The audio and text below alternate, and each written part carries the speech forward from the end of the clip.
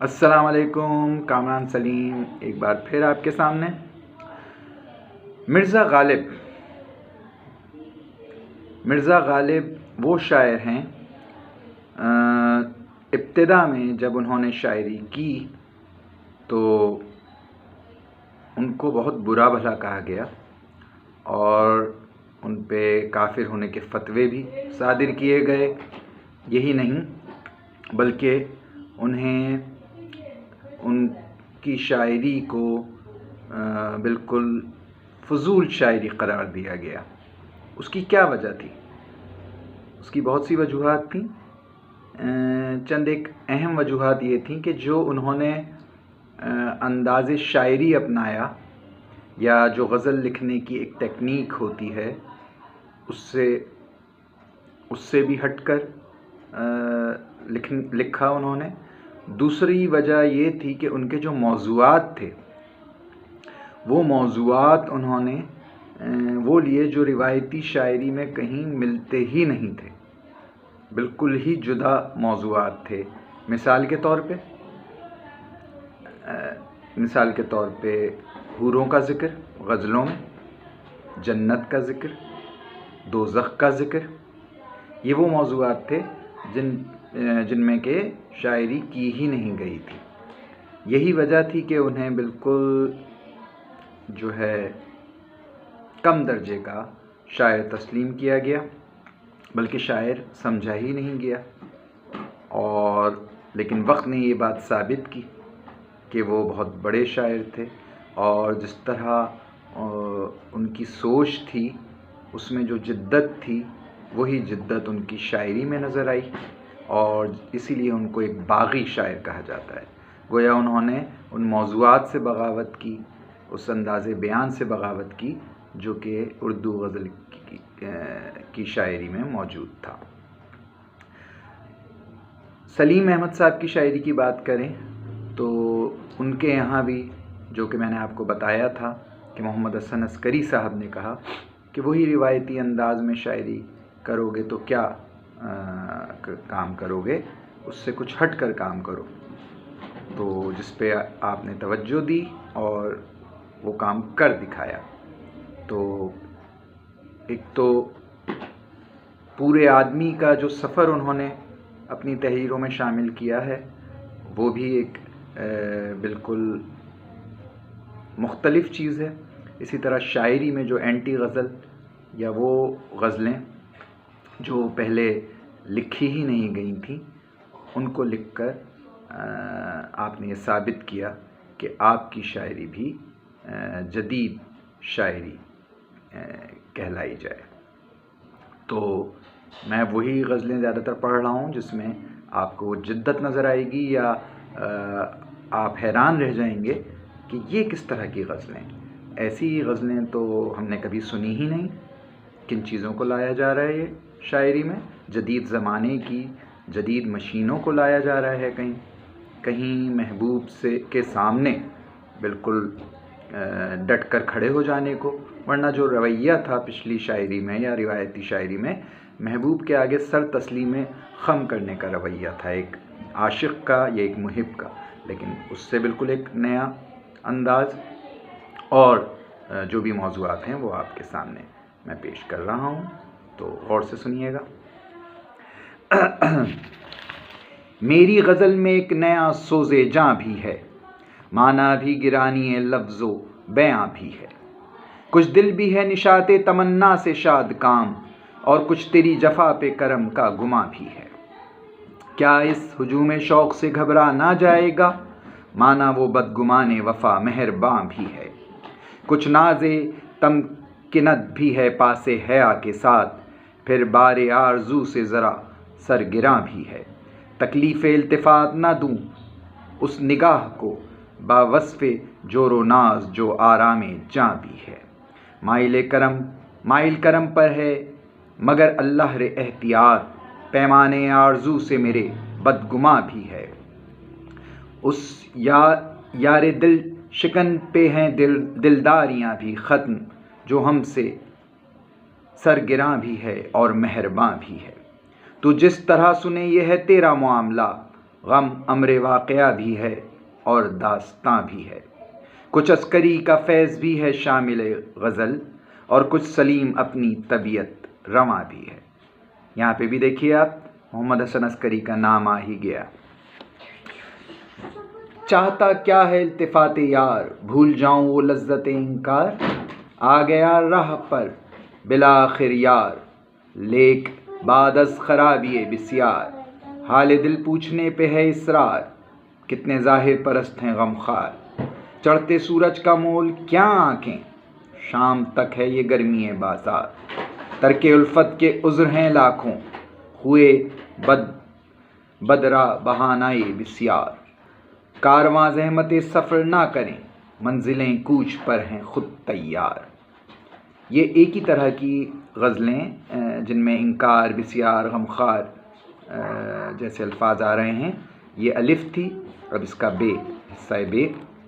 کتنا بدلا ہے رنگ لیل و نہار، حسن اور عشق کا وہی ہنجار، وہ ادھر بام خود نمائی پر، یہ ادھر کوئے اشتیاق میں خوار، پوچھتا کون ہے محبت کو، گرم اہل حوث کا ہے بازار، جہاں خراشی نہ سینہ کاوی ہے، ٹھپ ہے اہل وفا کا کاروبار، ہاتھ پر ہاتھ دھر کے بیٹھے ہیں شہر دل کے تمام ٹھیکیدار، ہم ہیں منشی عدالت دل کے، روز لیتے ہیں عشق کا اظہار، درج کرتے ہیں قطرہ قطرہ اشک، اور نفس در نفس فغاں کا شمار، متن خالی ہے حسن مضموں سے، جدولیں لاکھ ہوں مرصع کار، کوئی مسند تراز عدل نہیں، حسن ہے سو خرد کا جانبدار، پاس تیرے نہیں زرد گوہر، اے غم عشق نظرے در گزار، حسن کی دید کائنات کی سیر، عشق اپنے وجود کا اقرار۔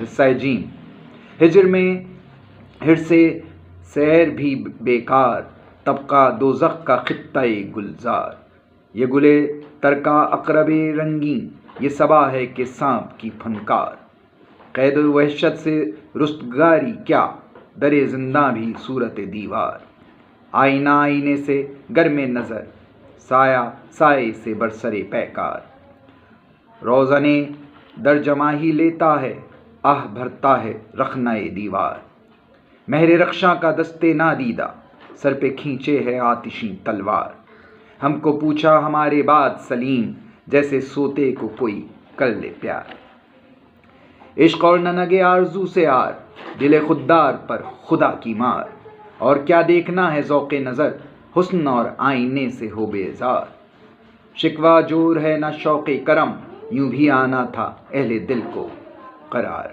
قاف، حصہ قاف، شاداب کیوں نہیں دل مغموم، حسن کو خود جفا سے ہے انکار، لطف ایسا کچھ نہیں تخصیص، جیسے سب کے لیے کھلا بازار، ایک بول ایک دام سودا نقد، اور کچھ بھاؤ تاؤ کی تکرار، سکہ کم عیار داغ جگر، پوچھ اس کی نہیں کہیں زنہار،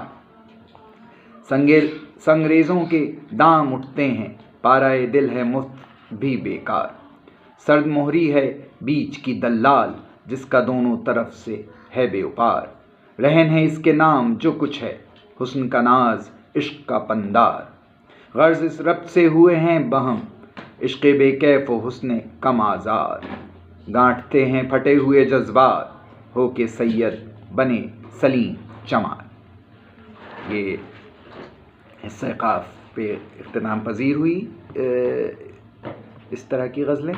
اب اگلی غزل، کار تخلیق میں ڈالا ہے مشینوں نے خلل، رحم مادر کی جگہ ڈھال کے رکھ دی بوتل، شیر پستاں میں نہیں سیج ہوئی ہے بے رس، طفل گہوارے میں بستر پہ ہے شوہر بے کل، مرد نامرد اس دور کے زن ہے نازن، اور دنیا کی ہر ایک شے اسی کا سمبل، جمع تفریق میں گوتاخ ہے جفتی کی مشین، کیجئے کیا کہ غلط آتا ہے پھر بھی ٹوٹل، زور وہ اور ہے پاتا ہے بدن جس سے نمو، لاکھ کودے کوئی ٹانگوں میں دبا کر موصل، پرورش کر نہیں سکتی کبھی غنچے کی نسیم، دو گھڑی بھی کبھی ٹکتی نہیں گھر میں شبتل، بال سنبل کے پریشاں ہوئے بن کنگھی، آنکھیں نرگس کی بھی بے نور ہوئیں بن کاجل۔